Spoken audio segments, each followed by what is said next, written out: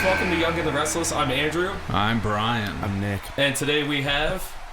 I'm young and he's restless. Okay, there we go. We have Young and Restless, a.k.a. Country Strong. Yeah. Welcome, guys. Hell yeah. Pulse, Chesney. There you go. Yeah, so thanks for coming on. Yeah, so, thanks, guys. So, Nick, you want to talk about how this happened? I mean, I guess I got some of backstory behind it. So, I used to wrestle with these guys years ago. So, like, they kind of broke up, and now it looks like they're back together. So, it's an interesting little... So, how'd that happen? How'd you guys... I'll leave that to him. Yeah. Well, how'd you guys start? Let's do that. Because I kind of know the backstory, but why don't you explain your backstory in wrestling and how you guys came together? All right, I mean, how I started was Brian Hardy, mutual training. Yeah. He had a ring in his backyard. Axel Rotten would come over and train us. And then Gilbert ended up getting a ring and starting a school. So we went there. Then around the same time, John had come down. And I think we'll say up from South Carolina. South Carolina, yeah. I think it was Gilbert or Earl or Pearl. As soon as he saw John, he said, "I got a perfect tag partner for you," and vice versa. And I don't know, it's just like once they seen us together, it was just, I guess, money. You'll hear me say this a lot. It's not a gimmick. It's a lifestyle. It's not. I know. Yeah, I get it.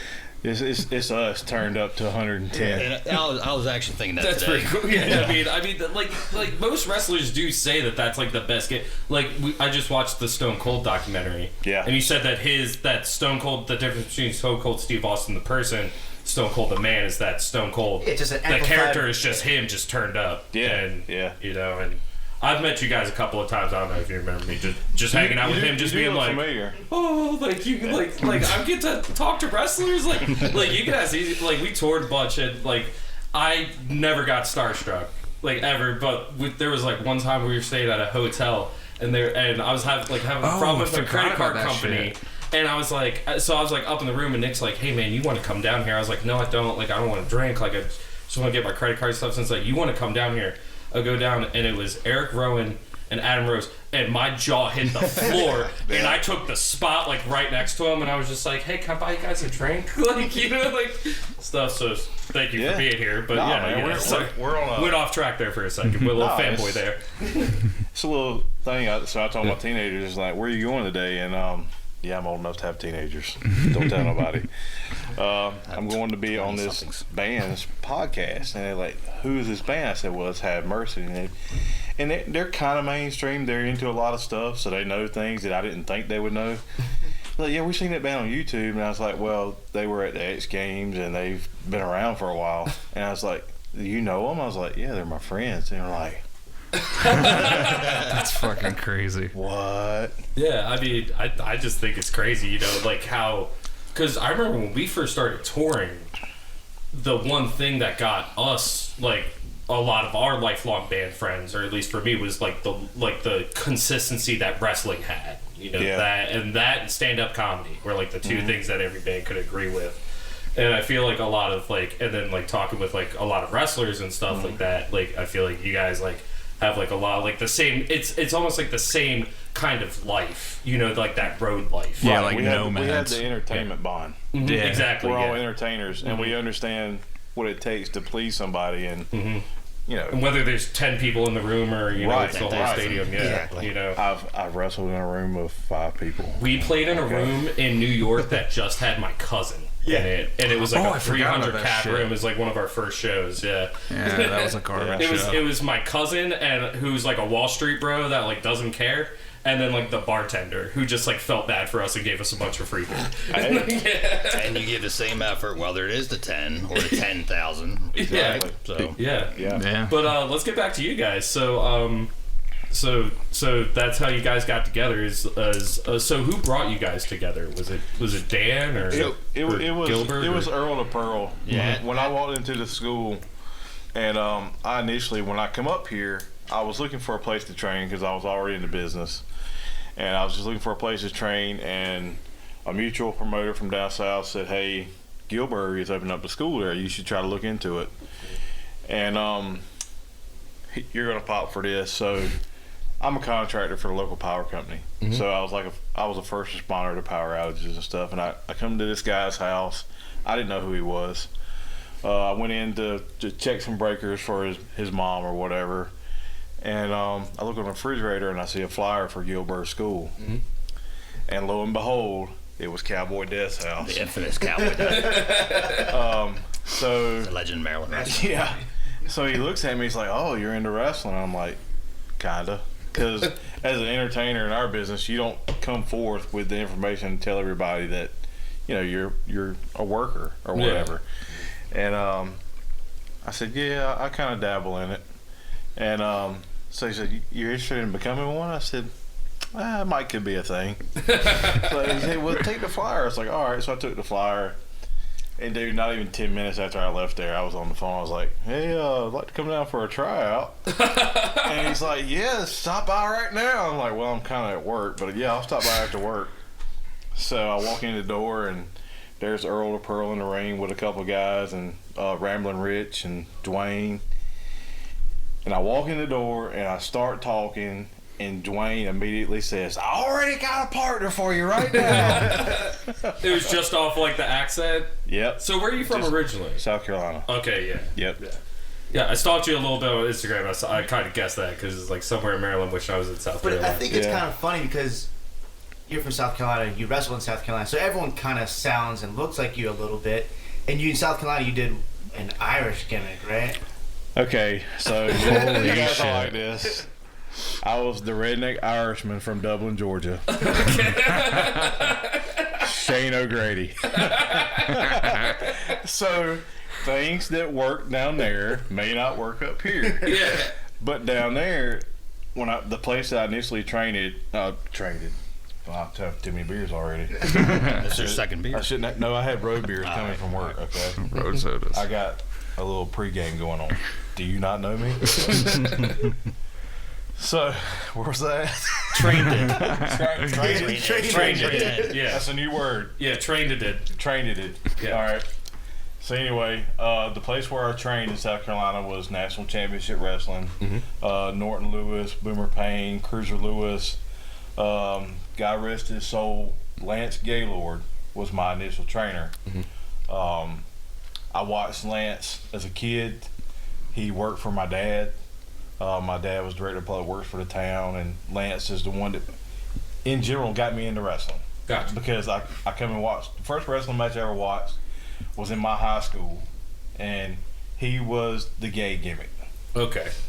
And but he sold it like there was no tomorrow. So imagine in the 80s working the gay gimmick in the South.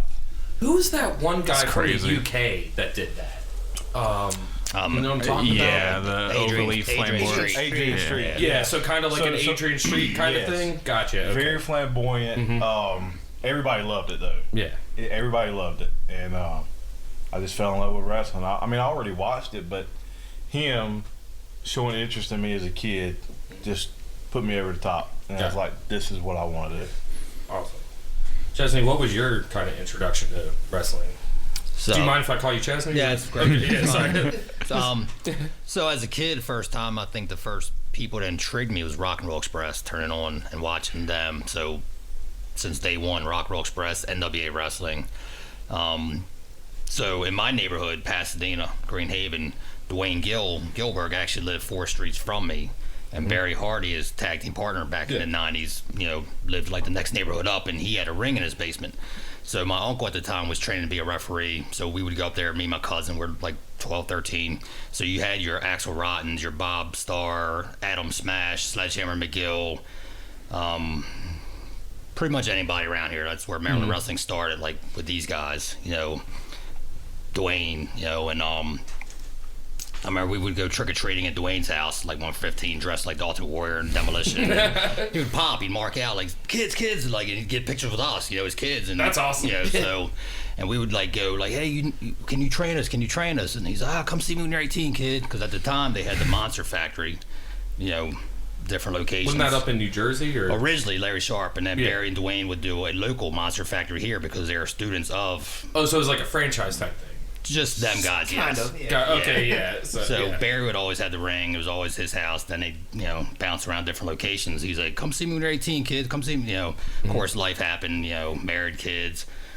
So, fast forward, I was 34. I did a convention in Allentown, PA, with my cousin. He had brought in Axelrod, Ian Rotten, Dwayne, Barry, and a couple Terry Funk. We picked up Terry and took him up there, and so that's kind of how it started. Like Brian Hardy at the time, who I remember as a child because he lived across the street from my best friend. She used to babysit him when he was 3 and 4 years old.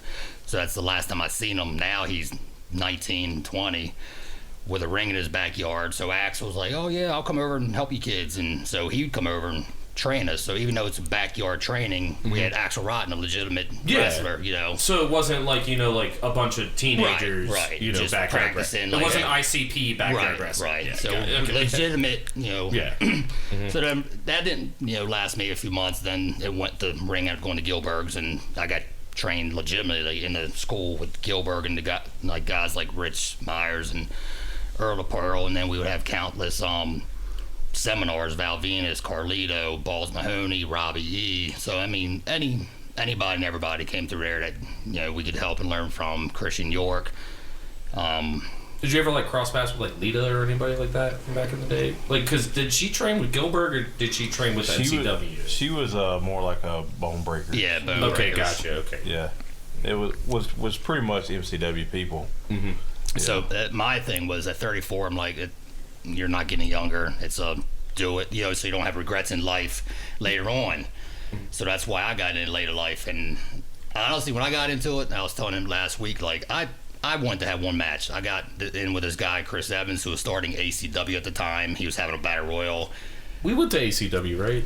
And he's the one actually came up with the Kevin Chesney gimmick, even though years prior I would be at concerts and people mistaken me for Kenny Chesney, where to the point where I even went on stage one time and got tossed out. But so when I got into wrestling, I had to that on top of a lot of people. A lot of people get trained and the gimmick's got to come to them. Where I had the gimmick, you look like this guy, like he was saying, we are the gimmick. He's a boy from down south, big hoss. My family's from the West Virginia up in the mountains, so I spent weekends, summers, holidays there. So that's where my family's from, even though I'm Maryland roots and everything. So, and then going to these concerts dressed like Kenny Chesney, looking the part. I mean, I was the Cowboy Casanova. I mean, girls coming up, getting pictures, kissing me on the cheek, and blah blah blah. So you almost had this character, this social media influencer character before social media. In, so it was you just need to learn how to take a bump and do this and this. You already got the look, you got the gimmick. Yeah, that's who you are. That's awesome. Like you said, times 10,000 or whatever. And so throw them together. That's really cool because I'm 33, turning 34, and I talk to Nick all the time, being like, man, I just want to I just want to have one match. You'd be surprised how many older people get into it. Yeah, because I feel it because I used to work at a music store that taught guitar lessons, and the age range were either kids 12, 13, prime age to learn guitar, or dudes looking for some sort of cheap therapy. Yeah. And I see that commercial on TV. Am I too old to learn skateboarding? You guys, honestly, if you want to see a story of somebody that had success that got into the business late, that's Diamond Dallas Page. Oh yeah, dude, yeah. Anybody that knows about wrestling. 40? Yeah, because he was a manager, late right? 30s. Because I saw that again. It was the WWE documentary that they put out on him, but he managed a club, got to know the Clique essentially, or Razor Ramon and all them, and then they kind of trained him and they brought him in as talker, and then he got in the ring, got injured, and then learned yoga, and now he's here. Well, Dusty Rhodes was an advocate for him. Yeah. Diamond Dallas Page, he had the it factor. Yeah. He had that entertainment business it factor. Kind of like Mr. Chesney over here. Exactly. Yeah. So today I feel like people they're cut from a mold that is big business rather than the olden days where you had somebody that had something that was theirs and they brought it out, and it made it so much more believable than and I'm not knocking today's workers. Yeah. God bless them. They have a hard business to work in because it's like everything's been done. It feels Yeah, like I everything. get that. It's like the it music feels industry. like everything has been done, and for them to have to find something and make a career out of it. Because you don't see career guys. Me and him was talking about this the other night. You don't see very many career guys anymore. Yeah. But to have something and make it yours and just keep evolving like Jericho, just keep evolving. To kind of bounce off of this, I was talking earlier how I kind of wanted to bring this up with you guys, especially being like independent guys. So with this new like renaissance of wrestling, with like more people acknowledging like even like 5 years ago, it was like WWE and people laughed at Impact. Like that was it, and now people are taking with like AEW coming around, people taking like MLW more seriously, CZW. Like I didn't even know MLW 18 months ago, and now I'm all caught up and like stuff like that. Like, do you think that makes the business a little bit easier or like tougher to get into? Like, I think it makes it easier because just like brands of detergent, you don't want anybody using brand X. If everybody used brand X, and there's no option, you get tired of brand X, right? Yeah. Oh, yeah. So I've never hated Impact. I appreciate Impact for being there. I like the fact that people are getting more into independent wrestling. Yeah. Ring of Honor, MLW. That I meant to bring up Ring of Honor and NWA, like right. Yeah, NWA especially. Yeah. I was so excited when NWA, come back out. Nick and I were texting, blowing up each other's I was phone. floored, man. Yeah. Because I always wanted to be the kid. I wanted to go to the WCW power plant and train with Sarge. Yeah. That's awesome. I was that kid. Because I remember being like a little kid and being like, like 8 or 9, like WWF was like tailored just for me. And then I kind of grew up with that as my brand. And then as I got older, I would like tune in WCW and be like, oh, this is for like little kids, like blah blah blah. Like on WWE, they're showing titties and like telling each other to S their D's and stuff like that. And like the Attitude Era, baby. Yeah, the Attitude Era. And then I kind of fell out when I was in high school because like wrestling wasn't, and that was kind of like when they bought WCW and all that and became like this monopoly. But like I just feel like it's just kind of weird that when I got older and like especially when the network and the internet came around, I went back and watched like old NWA and like old WCW and like the Hulk Hogan and Japan matches and just being like, what was I talking about? Like as like a little kid, like and there's like so much content that people don't know about because if you're not a diehard wrestling fan, you don't know about this content. Exactly, yeah. Until you meet somebody that has the same interests as you. That's what the great thing about conventions are. These wrestling conventions is like the one that's about to come up. I'm not plugging it, but I'm just we're gonna plug it. Yeah. We're plugging it, yeah. I was about to plug it. Are you talking about Baltimore Celeb Fest on Saturday, May 15th? Yeah, that's right. Okay, there we go. Where you can see yours truly. Yeah, and we're one of very few independent there's guys not many there that are on this convention. Yeah, and honestly, I feel are we on? No, we're just gonna show up. Yeah, we're just gonna show up and just come sit at our table. Yeah, just take it over. We'll say we've been telling people we're gonna be there for Saturday. Like, this is our band. Have mercy. But I'll learn your guys' entrance tune. Right. We'll write you a new one. We'll write you a new one. Yeah, I like it. I like it already. See, Let's do it. See, this is the thing that I like about people that have the same interest. It's we all have our day-to-day lives. We come in here and we get to suspend disbelief and put all this crap behind us and sit here and have a good time, right? Yeah, exactly. Yeah, that's what wrestling's supposed to be. Exactly. Yeah, and for a while it got away from that. People. They expected more. They expected a certain thing, and before these other promotions started popping up, you had just one promotion that was just there was no other flavors to choose from. Brand X. Exactly. Yeah. Exactly. There was no other flavor, and I'm not knocking WWE at all because God bless Vince McMahon. He changed the wrestling industry. Oh yeah, yeah. If I met the man today, I would shake his hand, I'd hug his neck, and say thank you. Hug his neck. Oh yeah. Okay.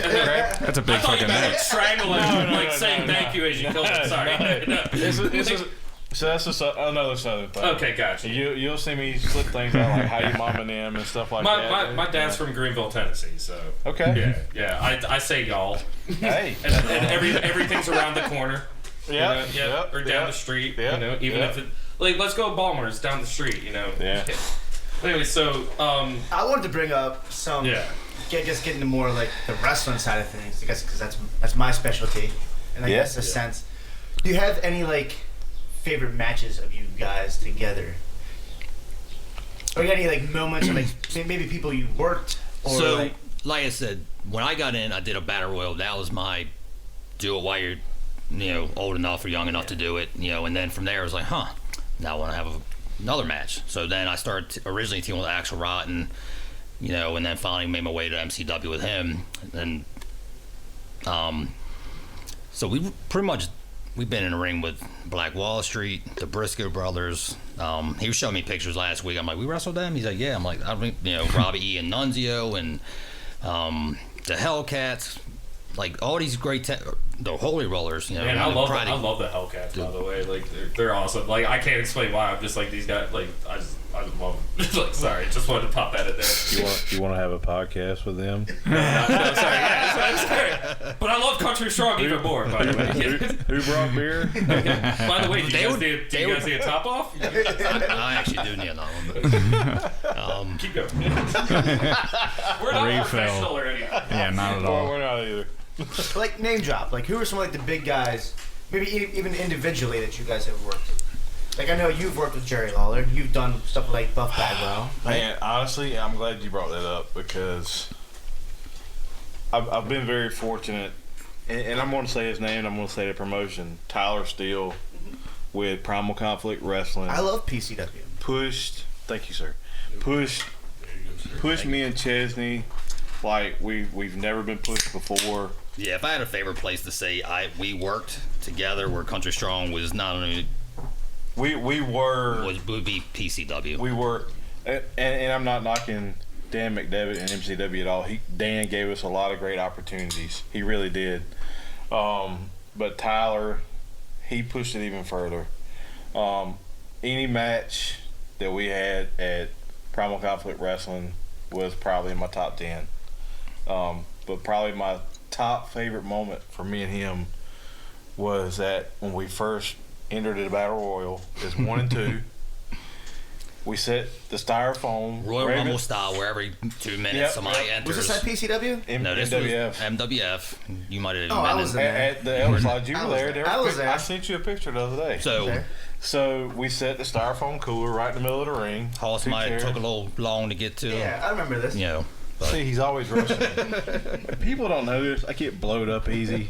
So go ahead and laugh now because I'm laughing with you. I do get blowed up easy. I'm a large fella, okay? All right. So we got that I got it off my chest. But yeah, we had a moment in the ring where we're cleaning house, and then we just sat down and like, all right, waiting for the next person to come in. I think we're like clashing beers and just waiting, tossing everybody. But like that Battle Royal, like we had, the Headbangers had just reunited after 10 years. Yeah, that was a good one. Actually. So yeah, that was the one I was telling you where I jumped in and jumped complete out like in 2 seconds. Oh yeah. Okay, gotcha. Yeah. That's okay. Yeah. you had a Santina Morella moment. Yes, because I was tagging with the newest member of the FBI that night. I tagged with Nunzio earlier in the night. Okay. Oh, that's fucking awesome. I didn't know that. Yeah. That's the Italian stallion, brother. Yeah, this is Nicky Saracelli, everybody. Yeah, Nicky Saracelli. Aren't you like German? Are you I Italian? am German. Okay. I used to be really tan and had long black hair. Italian. Quarter Italian. He's a famous football star, okay? Nicky Oh yeah, Saracelli. sorry. Kicking the ball around. I remember we went. Were you there? Or No, I never it went was with me, you guys. Aaron, and Kyle went and saw you at the tapings.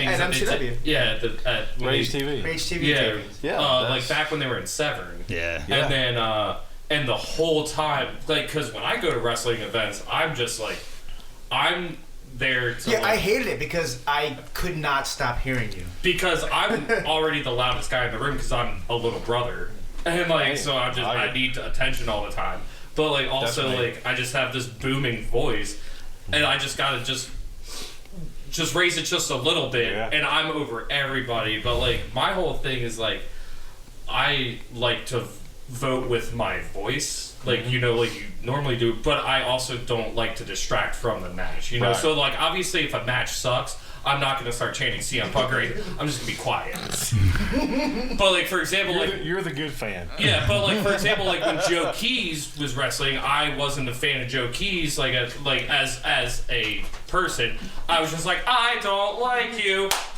Yes. Like stuff like that, or like when somebody like did something illegal. If I'm around a bunch of kids, I'm like, that's not nice. That's not nice. You know, like that type of stuff. But like. If somebody's talking, I'm usually quiet. Yeah. Like, you know, like stuff. Like I'm very respectful of the art form. Is there shit that you guys like really hate? Like when we you're hate when wrestling? people yell "Freebird." Yeah, like that's the Yeah, biggest I pet pop peeve. for that. If somebody yells "Freebird," I'm like, how many drinks have you had? Like, so. That's a good question though, because like as like yeah, what gets you off like your as game when you're? bands, like there's definitely like shit that we hear like from the stage, like we're trying to put on a show. We're trying, like Yeah, remember what Puts you tuning off you're your rhythm, in. yeah. Trying to There's a remember what kid in the song. back like yelling a song that like we haven't played in like 11 years, and we're just like, you know, is there like anything like that for like a wrestler like that like just like throws you off your game or like just pisses you off and like makes you want to just like break, like go out into the ring and strangle them? Yeah, early in my career, and I'm sure you have some of these too. Early in my career, I had a temper, a very bad temper. Gotcha. I shouldn't have been, quote unquote, the good guy. So I've wrestled in some places where they start these chants, "You can't wrestle." Okay. And years ago, that used to get to me. Like, really? Okay, well, you come in here and I'll show you who can wrestle. Yeah. And I hated that, but these days, as the longer I've been in the business, I use that to my advantage.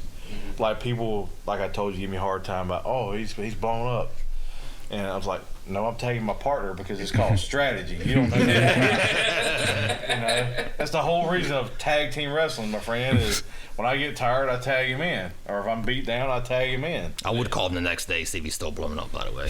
And probably I was, but I never could get into ring shape, but I will still kick your ass. Gotcha. Yeah. so. Yeah, you're talking about like tag team wrestling and kind of like the art form of tag team wrestling.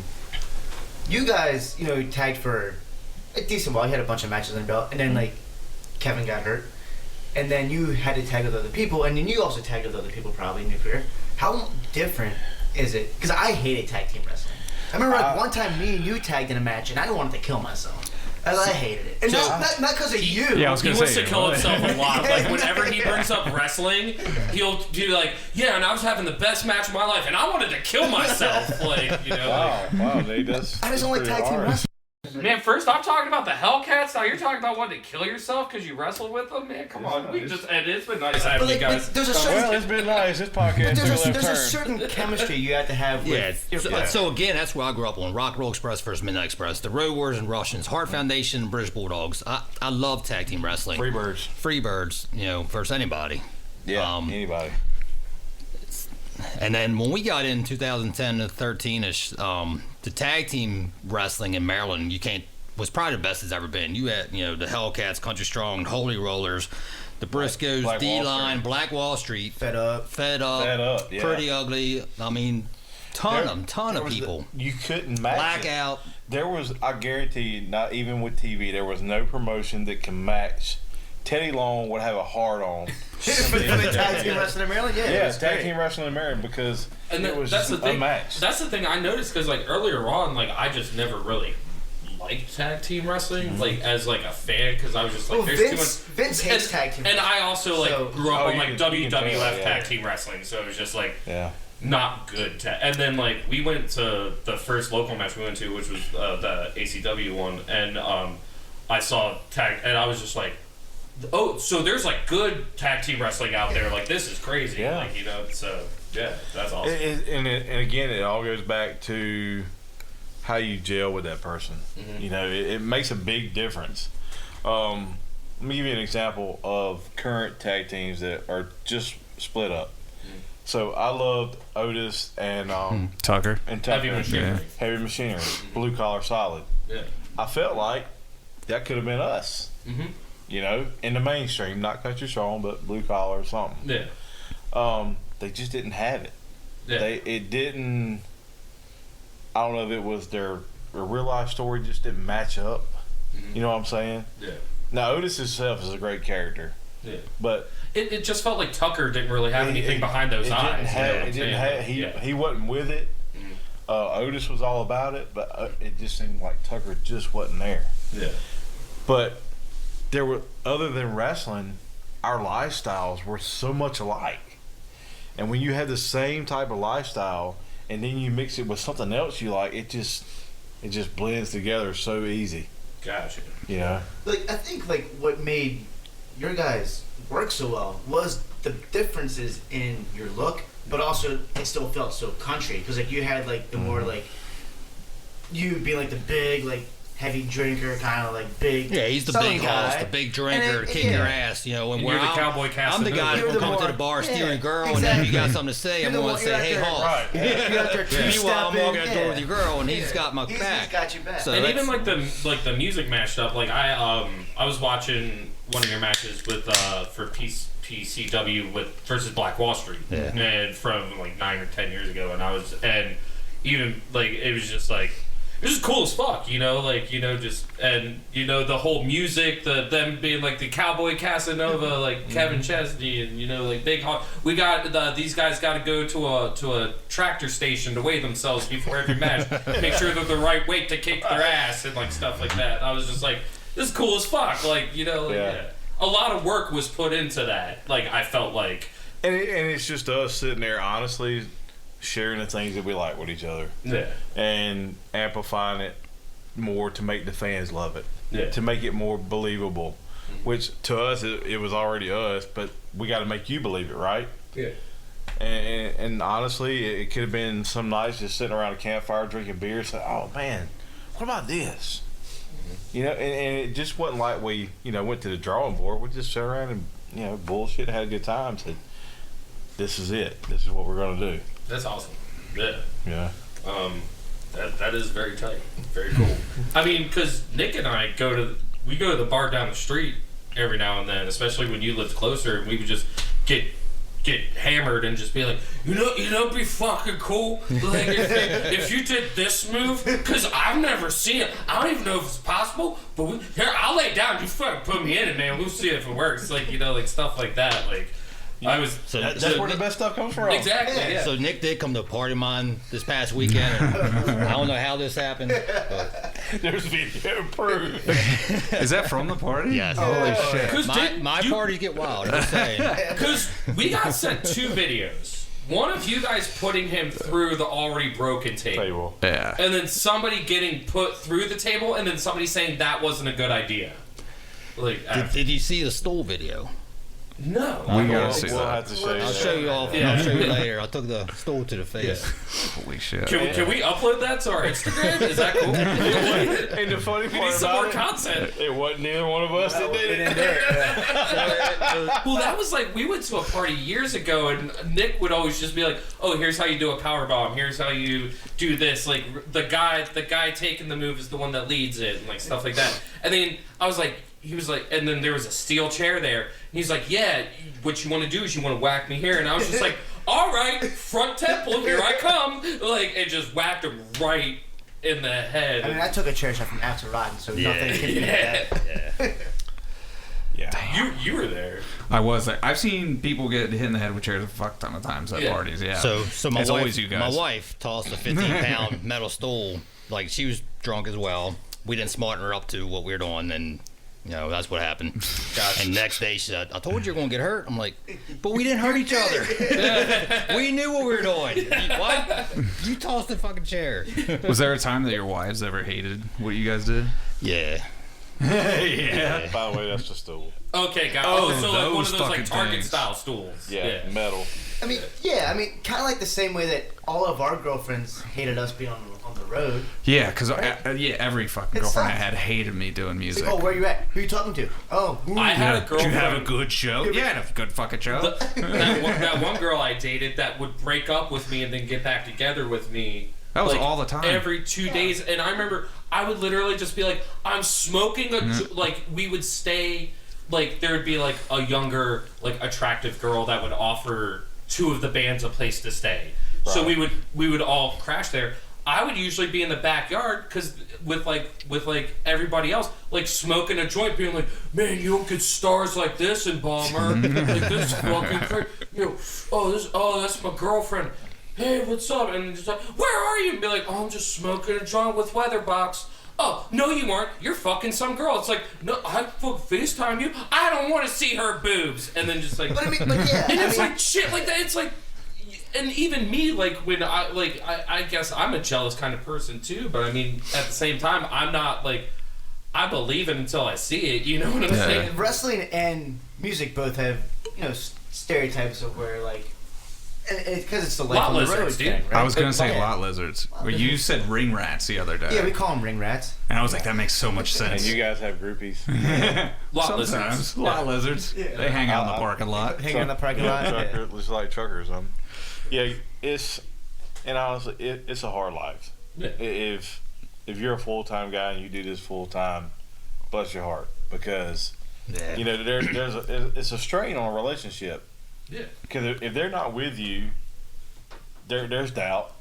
You know, there's going to be doubt that, you know, does this guy really love me? He's on the road. He's not with me 100% of the time.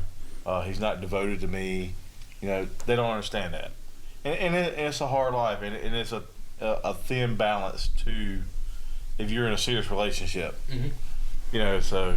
And that was, like I said, 34 years old, getting in to do it one time in Annapolis, Maryland, which is 10 minutes from my house. Mm-hmm. All right, you're good, right? Like, yeah, I'm good. No, I want more. And then it's like, hey, I'm going to go to Allentown this weekend. Hey, Scranton. Hey, Oil City, PA. Hey, Delaware. Hey, West Virginia, South Carolina. When's this going to stop? You said you wanted one match, you're done. And here it is several years later. You know, I mean, so that's kind of plus the kids are young. It's my fault. I tugged him everywhere. I made him do all this stuff. He said, put all the heat on me. I'm like, So loop back to what Nick was saying earlier. So you got hurt, and then you had to tag with somebody else. Like, was that It didn't initially become tag.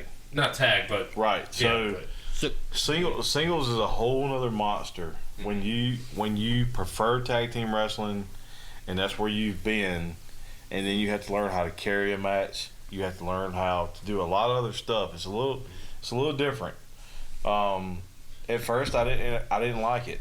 But did you want to kill yourself? Like, I didn't get that dramatic. okay. Yeah. I'm very dramatic.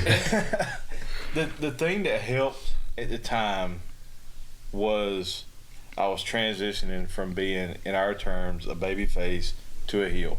Mm-hmm. Which at some point, like I told you earlier, I think that's where I probably should have been anyway. Yeah. Because I had so much personal rage and attitude problems. Yeah. Just take it out on some 8-year-old kid in the front. Go brush your teeth, kid. You know, you got summer teeth. Some are here, some are there. That was good. Sorry, But that's my son. I don't care. He needs a dental program. But anyway, he's got gingivitis. Gingivitis. Yeah, the true killer. But yeah, and I had to develop things like that to get myself over as a heel. Yeah. Personally, I don't like making kids cry. Mm-hmm. But then some days I'm like, yeah, I'm gonna make a kid cry because he probably needs a spanking anyway. Yeah. But we saw a couple of kids at NCW events where I'm just like, make this kid cry, please. Yeah. The Miss Linda kid. So me and him was talking about this coming here, and the thing that put that heel character over the top as a singles wrestler at MCW to break me away from that babyface mold that me and him had made there was this guy called Buckchild. And Buckchild he couldn't do no wrong in MCW. The fans loved him. At one time he was tagging with G-Fed. They were a hot tag team, and then G-Fed moved on to C-Fed, and they were even hotter tag team. So then Buckchild's still there, but he's still hot, right? So Buckchild actually got cancer. He got some type of cancer. I'm not going to reveal his lifestyle or what happened, but it ended up becoming an angle. He was getting ready to leave wrestling. Okay. And I was telling Chesney this as well. It's like my dad passed away of cancer. It was a touchy subject for me. I didn't want to do it. So you can probably find this on YouTube. But I went out and cut a promo. I said, hey, man, you know, I'm with you. The locker room is with you. We're all behind you. And I can't remember it word for word. But whatever was said, I said, really? I'm not with you. And then it was a punch to the face, knocked him out on the mat. And the fans lost their shit.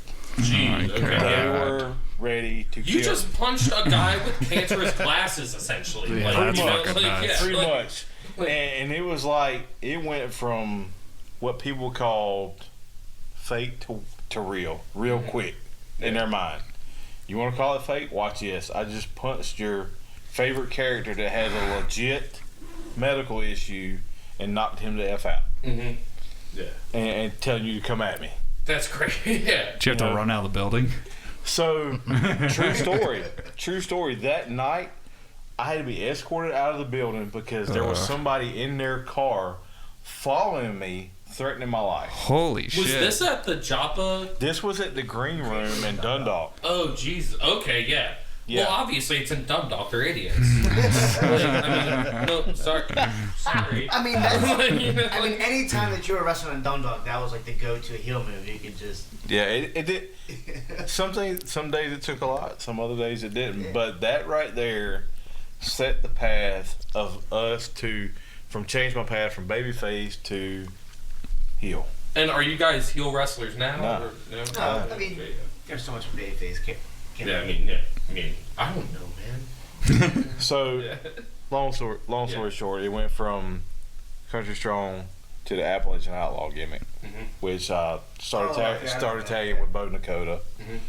And we actually, I was working my way into making a faction, not like the NWO, but a faction like the Appalachian Outlaws, of like everybody was my cousin, kind of like a Dudley Boy type thing? Like no, more like a wrong turn West Virginia thing. Okay, got you. Like everybody was related to everybody. Everybody was related to everybody. We had Like the Wild and Wonderful Whites.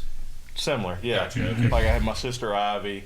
I had our manager, which went from J.P. Callahan to Colonel Callahan. It was a pretty good gimmick, and it lasted for a while. But I still, to this day, and when you hear me say this a lot, bless their hearts, I love them to death. But the Country Strong gimmick was me. Yeah. Was me. Yeah. And you weren't married to your sister in real life. Nah. And then just turned it Nah. into 10. Nah. But it's easier to portray to the fans, right? Exactly, Because I'm from yeah. the South, so they usually think, hillbilly redneck, he's dumb, you know. Whatever. Yeah. I mean that's really cool. And then what were you doing in the meantime, Chesney? So MCW, our last match there was December 2011. I did a high spot over the top rope, went to two guys, the bookies. That was the last match? Yeah, with MCW. Oh, shit. So the guy come down. That's where everybody said he came down wrong and shattered his ankle. I took it pretty hard, breaking the guy's leg, and it just. Which initially wasn't his fault. Yeah. So, just like a freak accident type thing. Yeah, but freak so the next day, I woke up with vertigo. I woke up and went to go to the bathroom, and I fell down. I stood up, I fell down, and I was like, "Am I drunk?" But I wasn't drinking. So, I went and had CAT scans, blood work done, pretty much everything done that I could, and they finally it's like a vertigo. Like it just felt like the left side of my head was spinning, and so I don't know if it was my sign to just stop wrestling, get away from it, whatever. So I ended up, taking several months off, and then at that time, Hoss and I started teaming in ACW, Adrenaline Championship Wrestling, and we ran through a bunch of tag teams there. And then toward the end of that year, I just wasn't really, I guess feeling it no more. I just the head thing was kind of bothering me, and I know Haga, he wanted to this was his love, his passion. Me, I just needed a break and just. You didn't do any single stuff? So after that, I helped James, Jimmy Dream, James Ellsworth with ACW, just help, promote, hand out flyers at shows. And then, so once a year, the Undertaker schedule, he'd throw me on a show. So he'd put me in a tag team, whether it's a tag team or 6-man. So I teamed with like Sandman, the Patriot one year, Gotcha. Buff Bagwell, and then Buff Bagwell match, I had tore my rotator, my bicep. So I went several months with that, and then finally had to have surgery. So that was kind of like it. And then, so past 5 years off, there's this huge fan, Ed, that his daughters and him would come to every show, and I'd come out. So I had to lay around my neck. Kenny Chesney, his gimmick was, everybody's like his beach theme, beach balls and lays around their necks and shit like that. So I'd, put a lay on his daughter's neck and all. So they became huge fans. They used to come to every show, sit front row, and support us. Even made us Country Strong wallets one time, which was pretty cool. Yeah, duct tape wallets. Yeah, I still have them. So biggest fans. So if I have one fan, it's them. Great. I love them people.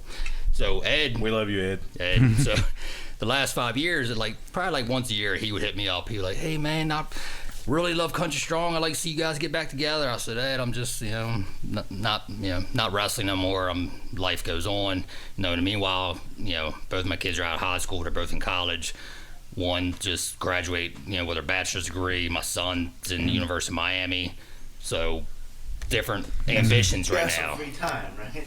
So, like I said, every year, hey man, you got. I'm like, no, I'm not interested. And it was nothing personal toward him, sort of say. It was just like I didn't want nothing to do with wrestling. I just focus on work, focus on my kids' college, and focus on that, And then finally this year with the pandemic, everything going on, and all the shit that everybody's gone through, he hit me up, and I was like, you know what?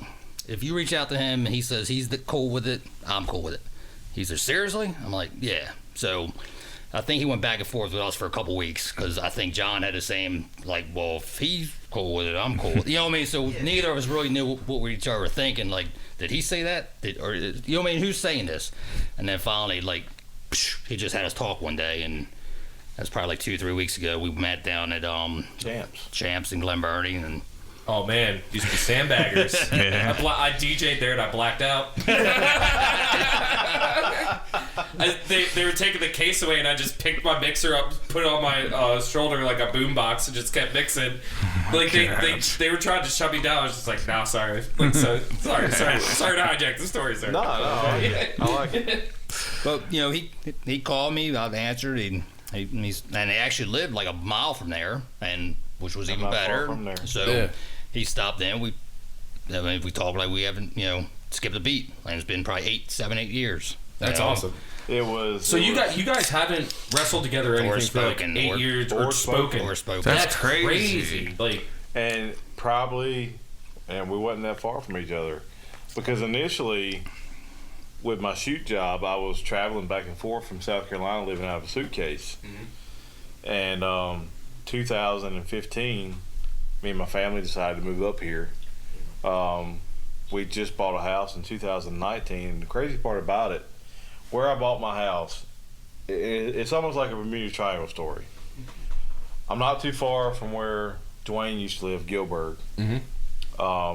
Right around the corner is one of my trainers, Ramblin' Rich. Mm-hmm. And not too far down the road is Chesney. Okay. And even closer is the bar that we met at. So let me get. Don't tell me. I grew up in Glen Burnie, so hold on. Let me try and guess. You were in. You're in. Behind the Heckingers, kind of, or where the heck? The Home Depot. Southdale? Is that what you're thinking of? No. Northdale. So he's actually behind McDonald's on Ritchie Highway. Oh, okay, got you. By the Ashley Furniture. Yeah. Okay, got you. Don't give me. Yeah, no. It is. No, it's 807 Crane Highway. No, just.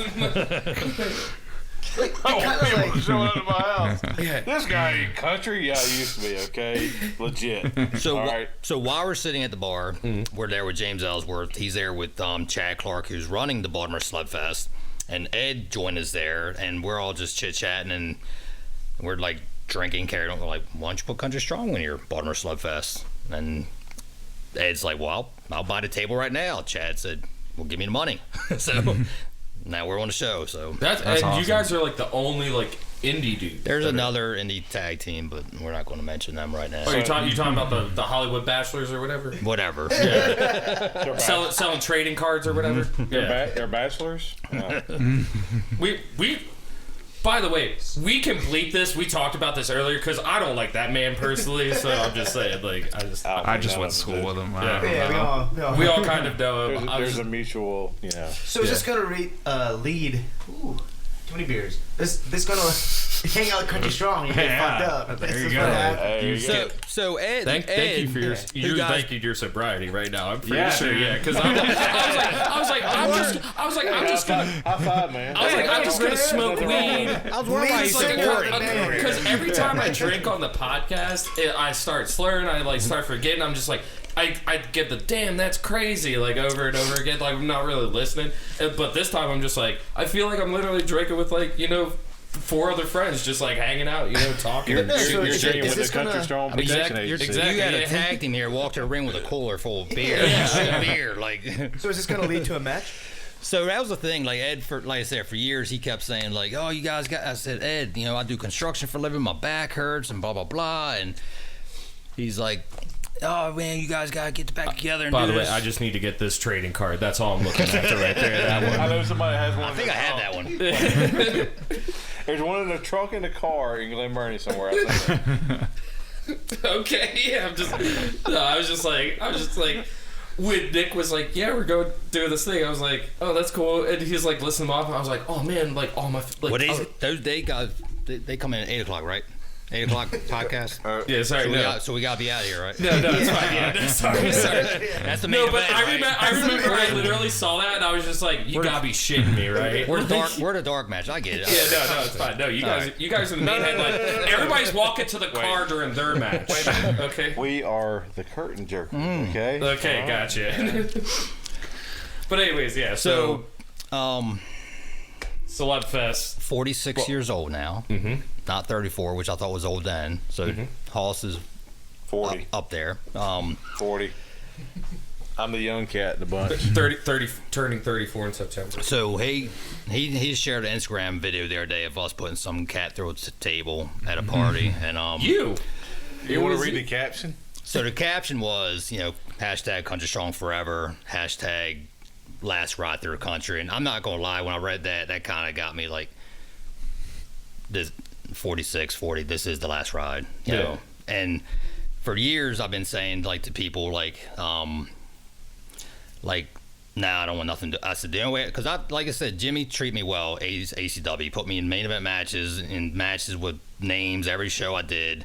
And then when I was done, and I even said like the only way I'd come back, it had to be with Country Strong. Like I said, I've teamed with Axel Rotten, Buff Bagwell, Sandman, The Patriot, Adam Flash, Christian York, Julio De Niro. I mean, same way with him. He's teamed with a ton of top talent, huge names. But to me, my wrestling career was Country Strong, and that was it. I always said, like, if I come back, it's got to be even one last time, one last match is Country Strong. So that's all I can promise is there will be one last match. Nice. Beyond that, I'm not sure, but you're going to get at least one last ride through the country.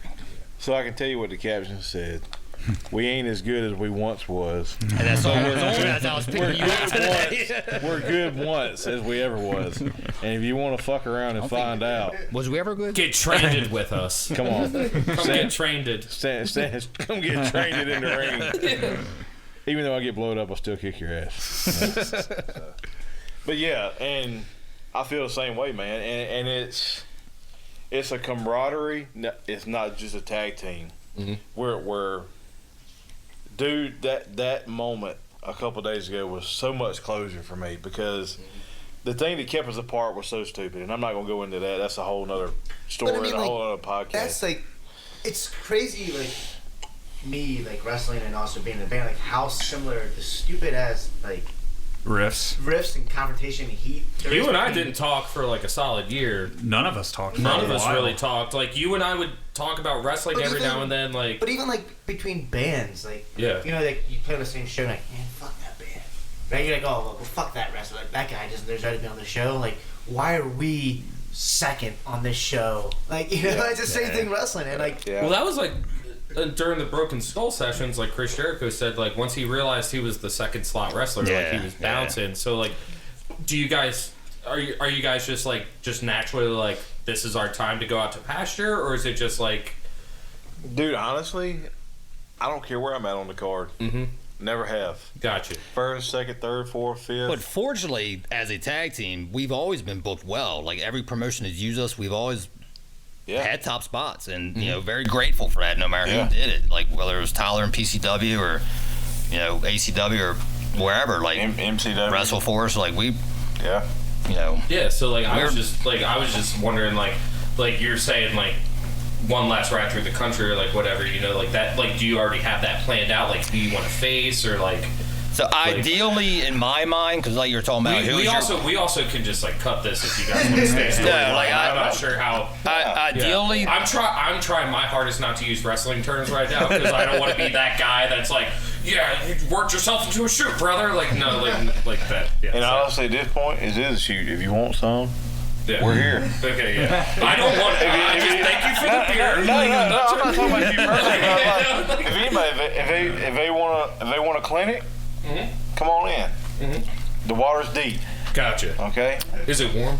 Nah. Okay. I don't pee in the pool. Okay. I mean, at 46, I do look better than some 30-year-olds. He does. I mean, look at him. Look better than me, man. He's got a trading card. Other than that, where that stool is, that's going to heal. I'm going to show you a video after this is all over with. But like you were talking about favorites you work with, like my Rock and Roll Midnight Express feud in my eyes was Country Strong versus Black Wall Street. Gotcha. Drolix and Chuck Lennox especially. Like, I love working those guys, whether it was Delaware, Maryland, West Virginia. Where was PCW? West Virginia. Okay, Harper's Ferry, West Virginia. Gotcha, yeah. Because I could find you guys wrestling there, like on YouTube, like constantly. I looked it up for it. And then I was trying to look up like MCW matches because that's what I'm more familiar with. Like, upload a lot of stuff. Because he had a streaming service. Yeah, Rage TV. Well, no, Primal Conflict had its own streaming service. Okay, gotcha. And I don't blame him for uploading because if you upload it, you're taking away from your streaming service as an income. Mm-hmm. And honestly, Tyler, I love him to death, but he was like the NXT of MCW. Yeah. But Tyler pushed it, and he was like the Triple H. Mm-hmm. He like really cared about. Yes, he cared. Stories. He cared about his product. He cared about his wrestlers. And we're not saying MCW doesn't. Or no, I'm not saying nobody doesn't. But Tyler. He was just like a wrestling fan that started a promotion and did it right. Tyler was a wrestler. He was a wrestler. Gotcha. Yeah, he was a wrestler. Mm-hmm. He knew what it took. He's my age, so he's 46 too. Yeah, Tyler knew what it took to make the fans happy. Yeah. Some promotions don't know what it takes to make the fans happy. Tyler gave them. That was one thing about Tyler. He understood his audience. He knew where he was and how, like, what his crowd was going to react to. Mm-hmm. Yeah.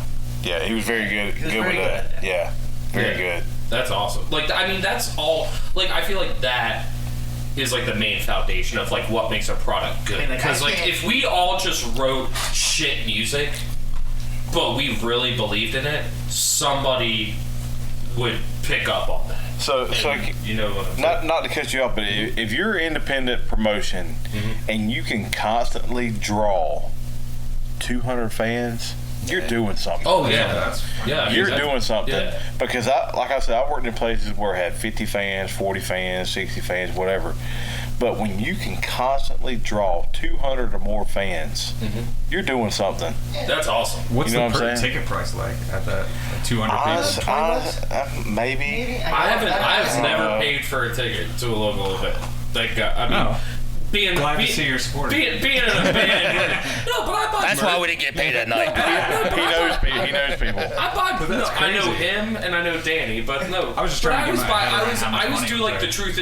Like when we were on tour, like the way we made money, the most money was merch, like t-shirts and stuff like that. Yeah. So when I would go, I would get it for free, and I would go and buy merch and stuff. Like I have like 7 Greg Excellent shirts. I have a bunch of Drolic shirts. Like, I love Greg. Greg's up, dude. Greg. His weight loss journey really like pushed me because I was a huge dude, and I was like, if he can wrestle, I can wrestle. You know, like that type of thing. He's very, very inspirational with the things that he's done, and you know, for him to come into MCW and move forward, and I think that he's a great worker. Oh yeah, he's a great talker I too. would love to see Greg on TV. Oh yeah, Greg is. I can't say enough good things about it. yeah. Greg is like true, and then especially like the Mama Excellent whole angle, like that whole thing. Dude, him and the Ken Dixon angle with the Mama Excellent and MCW got over so good. I have a Mama Excellent shirt that I wear to every wrestling Yeah. event, and whenever they're like, "What's that?" and I'm like, "Oh, it's this wrestler who wrestles for MCW Pro Wrestling," Yeah. like blah blah blah, like that type of thing. Like Greg is he's a phenomenal, fantastic worker. He really is. He knows his trade well. I think once MCW opens back up and we're all safe and all that, I think you'd really enjoy it. And Greg Excellent, he's almost like a proto Orange Cassidy, like a comedy wrestler who can actually go and has chops and like stuff like that, but uses like little comedy breaks as like a little breather room. He's what we call he's a very good storyteller. Gotcha. Okay. Very good. He can suck you into the story and you not even know you're there. Yeah. And you're just like, you know, I know we're talking, but my facial expression is like, you have a camera here too. oh, So okay, yeah. Google it. I was like, Yeah, I mean, like that's how I was too. Like watching him, like the first time we were at an event, we saw him. I like leaned over. I was like, "Who the fuck is this guy?" And I immediately went out and bought one of his shirts. I was like, "This is fucking sick." He sucks you, man. Yeah. yeah, he's over with my son, by the way. He's a very avid Mountain Dew fan. So I have the Mountain Dew shirt he too. loves you. Yeah. So who are some other wrestlers you guys like right now? Like younger Like guys? local younger guys that That I like. that you guys like, or you know, or You want to go first? Or you want to go first? or anyone really, Yeah, like or any anybody. Like current TV? wrestler, Yeah, like TV. Yeah. TV, indie guy. It's a you TV know. because TV's probably more. Yeah, of what- TV's gonna be. I'll more let you go first because I've talked a lot. I don't know. Yeah, I mean, of course, Adam Page. I mean, I think if we were to tag team with anybody, it would definitely be like an Adam Page character. Revival, obviously. Yeah, FT, I've actually, I've got a story, and I'm not gonna put it out there because he's my bro. So me, him, and you guys know John Schuyler that just did AEW Dark. We all go back to the Carolinas. I'm not gonna say his indie name because it but anyway, we all go back to the indie days together in South Carolina. Is it Drake? No. Okay, never mind then. Okay, yeah, never mind. Yeah, because I was like, okay. We'll talk after. Yeah, we'll talk after, yeah.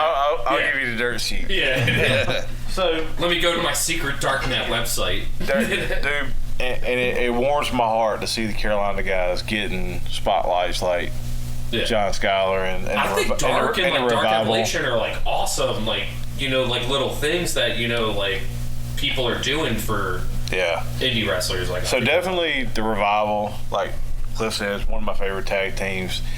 It couldn't have got any better when they put in with Tully Blanchard. Yes. oh yeah, doing that's like the fucking little So- Three Horsemen type Oh thing. my god, man! It was so great. It kind of reminds me of when they did the Extreme Horsemen with like C.W. Anderson and Steve Carino and Yeah. guys like that.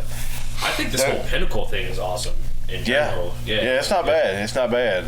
There's a lot. AEW has a lot of good stuff.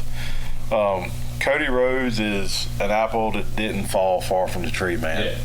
And then, because I was trying to explain the difference between like Dynamite Dark and Dark Elevation to like my girlfriend, who's like, she will, if she falls asleep by 8 o'clock, wrestling is on.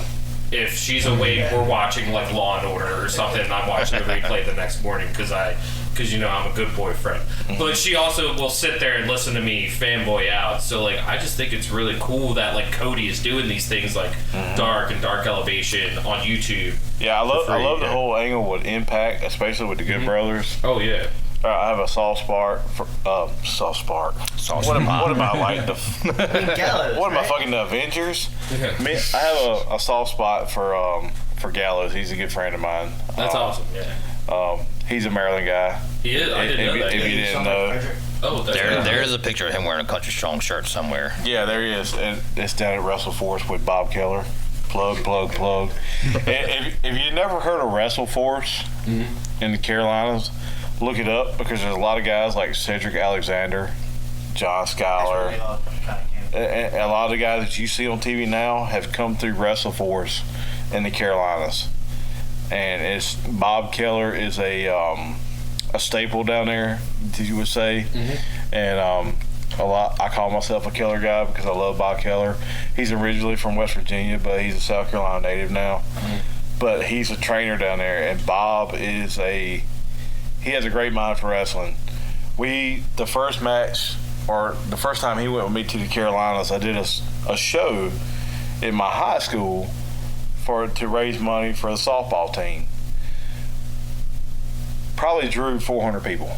That's holy shit. Like, could you imagine something like that happening here? No. Look, that's crazy, yeah. No air condition. Oh my God. Okay, well, can you not imagine something? Father's Day, June. So this show was again, going back to kids and family and wife and stuff like that. He kept asking me to do it. I said, dude, the next day's Father's Day. It's also my son's last basketball game for, like, rec league, whatever. We had Gene Snitsky on the show, which nobody saw in a while. So unless we can go down and come straight back, I can't do it. So God bless him, Jesse K, who's a referee for WWE now, and Ken Dixon, everybody. He's Ring of Honor. Ken Dixon, Ring of Honor now. Okay, yeah. We drove 11 hours down, did the show, drove 11 hours back. I was able to make my son's last game on Father's Day, but I was tired as hell. But I think I drove some of that for you. I didn't make you do all the driving. Oh, I know that guy. Yeah, this guy.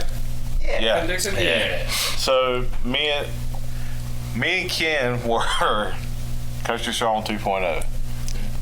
When Chesney left and he was gone for a while, I really wanted to continue the Country Strong legacy. And Ken kind of fit the mold. And now he's doing his own thing. He's taking off, which is good. I'm not saying that I was a platform to him to take off. Ken was en route to be a star. This was just like a little stop that he took along the way. Stop. He made me look good because I needed somebody to carry me. Because you were getting blown out. I was getting blown up.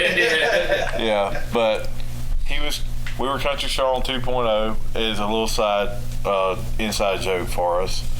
But he went on to do his own thing. We also had a match, a bull rope match with a cowbell involved. Okay. More cowbell. Can't get enough of it. But yeah, that's how we split up, and he went on to do his own thing, which he soared to greater things. But I don't know where I'm going with this. But yeah, might have you had a tag team down in South Carolina. Yeah, he went when we were down there. It was over. Anywhere we went, it's been over. But was it the same way with Ken? When you and Ken were tagging?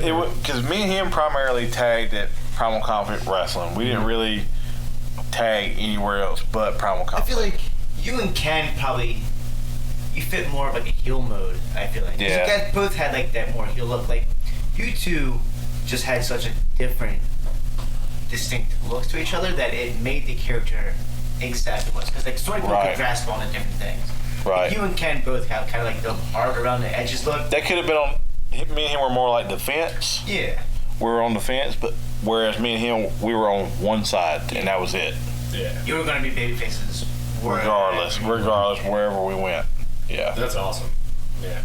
That is really cool, like, to think about. Like, I never really, because like you think about like other tag teams that like swapped people out, or even bands like that swap people out, and you might like it, you might not like it. Well, look back when you had like Road Warrior Hawk teaming with the Draws or like whoever when they tried Animal with Hydra.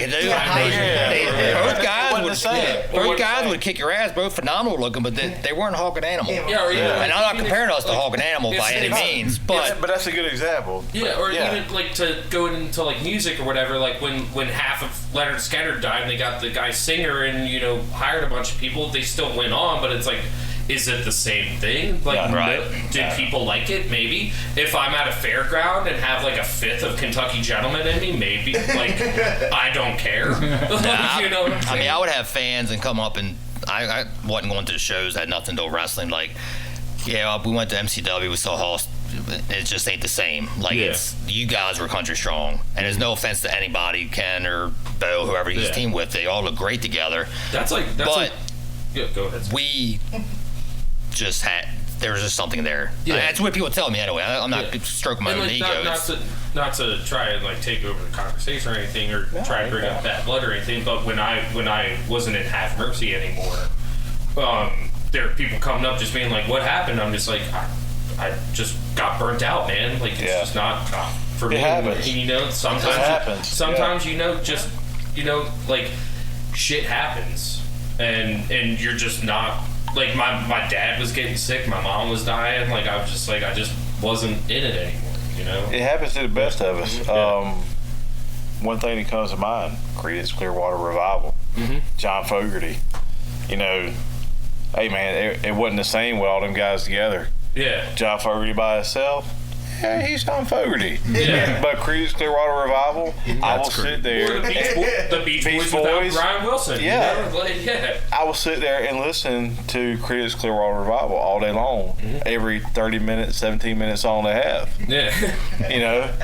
But John Fogerty by himself, There's only so many times I want to hear Born on the Bayou, but I just want the vocals and the backing band just kind of being like, I don't know what I'm doing, but I'm getting paid a lot of money right now. Right. Yeah, so I feel that. Like, that's really cool. Like, I mean, also, like, it's really cool that you guys, like, I know we're circling back and stuff like that, kind of, you know, circling back to home, you know, closing it up real quick, but, like, that you guys just were... I thought you guys were together, like, for the longest time, and then I'm hearing, like, you guys just met back up 3 weeks ago, and I'm just like, holy shit, like, are we seeing, like, J-Lo and Ben Affleck in that together? Like, what's going on? Like, Dude, honestly, it's more of a shock to us than it is to you. yeah. And I'll say it again, like I said to him, I felt like the world was lifted off my shoulders because I was so upset that the reason why we didn't speak to each other was my fault. And it was just something stupid. And in my eyes, I thought that, all right, we can't be friends because he wants to wrestle and I don't want to wrestle. You know what I mean? So I think now, even whether we do have a match or don't have a match, we're going to talk. Would you be interested in being like a manager sort of role, or like you gotta be in that ring, or like I don't know what it's because like me and you, every time we always make a talk. I'm drop- like, I would be a great like whenever we're trashed. I'm cutting promos. I'm like doing this, and I'm remembering like Shy Nick that one episode of Rage, like giving a teddy bear to some girl and like looking at the floor, not talking. I'm like, yo, you be the rock star, I'll be the roadie. I'll bring a road case out. I'll have kendo sticks and shit in it. Like, you know, why do ring people need kendo sticks? Why do rock stars need them? Everybody needs a kendo stick, like, you know, like that type of thing. It's harder when you're a unit like a tag team to separate and go that route. It really is. I don't think if I'm not in wrestling anymore, I just don't want to be in wrestling no more. Gotcha. I would rather be in a school somewhere teaching the trade to a younger generation coming up and being a mentor to guys that actually want to be in tag team wrestling. Like specifically tag team. Specifically tag team. Because you don't really see that a lot. So, Like, honestly, I mean, it's such a different. Like, I wanted to come back. I wanted to be more prevalent than just singles matches. like I always felt so uncomfortable in tag team matches. like we were talking about AEW earlier and like how they're doing a lot of great things. The one thing I think is like they don't really enforce the tag team rules, or like they don't really have like a lot of me personally as a fan, because I'm like, why is Nick Jackson in there for half of the match? Their rules are different. That's because I feel like tag team wrestling in general has just gone so off the wayside. Like where it used to be, like tag team wrestling was like the main event in a lot of places back in the day. Night of the Skywalkers. Yeah, and it's just like it's not. What is that? Like you just WCW. WCW. Night of the NWA. Skywalker? Or NWA. Scaffold match. Scaffold Rock Rolls, matches. Or Road Warriors Road versus Midnight Warriors, Midnight Express. Express. I gotta look that up. Yeah, 86 Starcade. Yeah. I'll see if it's on That's Peacock. when- If it's not on. The art of good tag team wrestling is not, because like there is a specific way of how it should work, which is why I always felt weird doing it, because like I always liked getting my ass kicked. and then being the babyface and come back and like hitting a couple moves and be like, woo, I got this, and hit the finish real quick. Like in tag team wrestling, like you have one guy who takes majority of the heat, and then he's gonna tag out, or he'll do a couple quick things, tag out. And someone's gonna do the moves. So there's a lot more psychology in a tag team match than there is, I feel like, in a singles match. Yeah. Yeah, because especially like now, like with me being more like watching it, paying attention to it a lot more, not like stepping outside to smoke a bowl. You know, like it's really cool, like seeing like that. There's a lot more drama, you know, because like you have the one guy, like say you guys have like Drolix in your corner and you're just beating the fucking ever living shit out of them, and like the other dude's like reaching out, like, and you just see that pain in his eyes, and you know, or vice versa. Like it's like, which it was kind of the opposite. Dralis was kind of beating the shit out of us in his corner. I was trying to reach out to you. Well, I mean, you gotta put the heat on the baby. yeah, Drolix just the only person I could think of off the top of my head. Drolix is probably my favorite wrestler. Drolix, you beat the shit out of everybody. We know you're badass. Drolix it appeared to me as a fan that Drolix was a safe new Honestly, Jack. Drolix is one of the best wrestlers I've ever looked, because he'll beat the shit out of you, but then like at the same time, so soft. Have you seen his It was so weird. Have you seen his TikTok lately? I'm putting over his TikTok. He has TikTok? Because, yeah, he's pretty much lifting weights on TikTok to show you, He's jacked as shit. show you that he's a badass motherfucker. And yeah, he's jacked. Yeah. He's jacked and tan permanently. He's permanently tan, but he's jacked. You might have to send that to me, because I googled Drolix TikTok and it says Jason Derulo answers whether or not he makes $75,000 per show. No. Drolix is a great guy. And no disrespect to Chuck. Chuck's just as good. Chuck is Drolix the and quiet Chuck, guy I'm that working. you don't think he's coming, but there it is. Yeah. Yeah, and they're a very good tag team. And like Chesney said before, we had a hell of a string of matches with them. And honestly, that's my best rivalry with me and Chesney and them. So if it was one last match, that's who we would want it to be. you hear that, Drolix and Chuck? Yeah. Want to go again? How you, mom and them? Look into my eyes. You see this? Ooh. I still got some for you. Do you have any final questions? Hey, I want to know when Nick Saracelli's going to come back. yeah, when is If we're in our 40s, The he can come Italian back. stallion. He's in his young 30s want here. to. You think maybe we can I could put on a good like little Italian like football sports manager, Jerry Maguire type. I hate the fact that I just quit when the band took off and not tried to like. Because I remember Come like back. you would constantly like whenever we would get drunk. Especially that one girl in like Boston or whatever that's like, yeah, I'm trained as a wrestler, and then you and her just went at it at the back of this bar, and you and I are just like, yeah, I think that new like Raw SmackDown like tear up is going to be really good. How are they going to do the belts? We don't know though. Like, Can I drop a name real quick that you guys would not suspect to be a hell of a fucking worker? So I walked in the Fish Head Cantina one day. that's right down the street from my work. Yeah. Same story.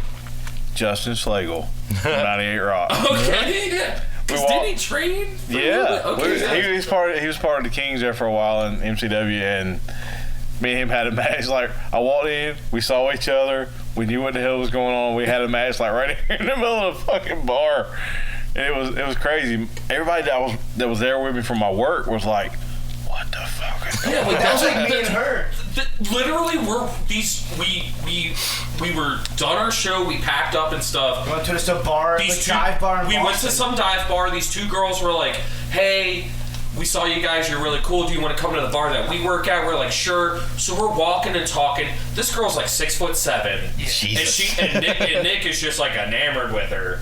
And then Really? and then I was. You have a we were also like, this is when we were known as like the frat on any tour because we just drank so much.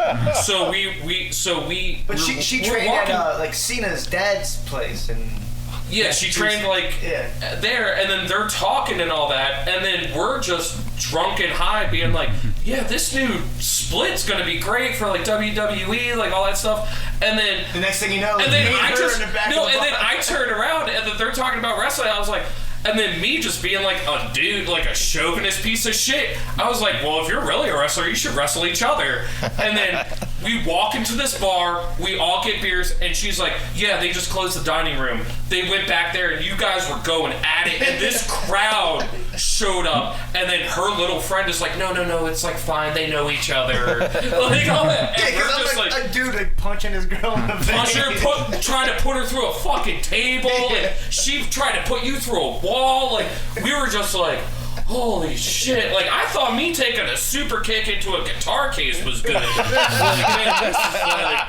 You fit in a guitar case? No, so we had a party at my mom's house. In the basement, I had like 20 guitars at the time, so I had all the guitar cases lined up in this like little side room. And Nick's like, yeah, we do like dumb shit at parties, and he's like, why don't you take a super? I said, give me a super kick, I can sell it. Yeah. So he does it, and it's like the best sell, because this guy gets like, the foot was like right on my nose. And I started, and I threw myself back. Like my high school theater combat training came in, and I just like threw myself back into these guitar cases. And my mom storms down. Who's kicking my baby's ass? Like all this stuff, and we're Jersey accent all out. And I'm just like, holy! I was like, Mom, it's okay. And we had like 30 people in the room this big. Like, dude, and it's funny you bring it up because speaking of the party that we don't speak of. So I built a bar in my backyard during the pandemic because bars were shut down, obviously. Yeah, okay, I mean, it's a legit bar, and guys come over to, it was my wife's birthday party, so we had everybody over, and I don't even know what happened. I just remember there being like an 8-foot plastic table there playing flip cup or Bill's Mafia style table or whatever, beer pong on it. Next thing I know, I'm shoving beer off the table. I'm like, grab him, and I'm climbing to the top of the bar, and then, I don't know. Next thing I know, I'm bulldogging him through the table. So, it was a reverse heart attack. Whatever. So is this like a common occurrence with you guys, or honestly, we hadn't been together. Was that the first move you guys did since you got back together? Yeah, probably. Thanks, Nick. Come on, man. No. That was the first bump I've probably taken in like 7 years. Yeah. And not just the fact that me and him together, the fact that all three of us together is probably... Because we started going back through pictures, sending each other pictures, because there's a lot of pictures I deleted when I got out of wrestling. I just didn't want to look at wrestling, and we're sending each other pictures back and forth, and every bar shot or wrestling shot or party shot, Nick was in. Like, we were there. I didn't realize we hung out that much. Were you like the young guy that just wanted to hang out with, or was it just like a few guys just all gelled together? We didn't look at it that way. I was kind of known. Pasadena, Southern people, kind of. I used to come to like training like drunk as shit all the time. That was kind of like my thing. Were you the guy that like, what's the guy like pats you down? He's like, okay, you're good to wrestle. You're just like shotgun heroin needles, cocaine, weed. Like you're the knife and drug guy that Undertaker talked about. Okay, like it was honestly. Wow, that was a lot. Nah, but it was. I was like the pretty boy back in the day. Okay, he was. Like, He's still. He got all the back ladies. in the day, yeah, Nick, you're still pretty cool. You're still pretty cool. This was my girlfriend. My daughter's friends start hitting him as soon as he walks through the door. He's like, I get that all the time. Don't worry about it. I'm like,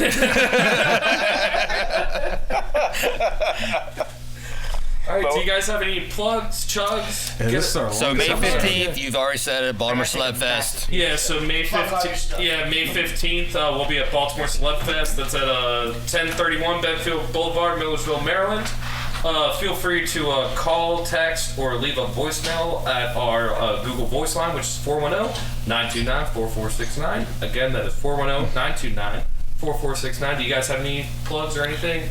You can social medias or anything? Yeah, you can find me on Facebook at Hoss Haygood. You can find me on Instagram at John Hoss Haygood, and you can find me on Twitter at Hoss Haygood. Okay. I think I have MySpace, but we're good. Okay. Yeah, I'm a social media guy. All right. Whatever.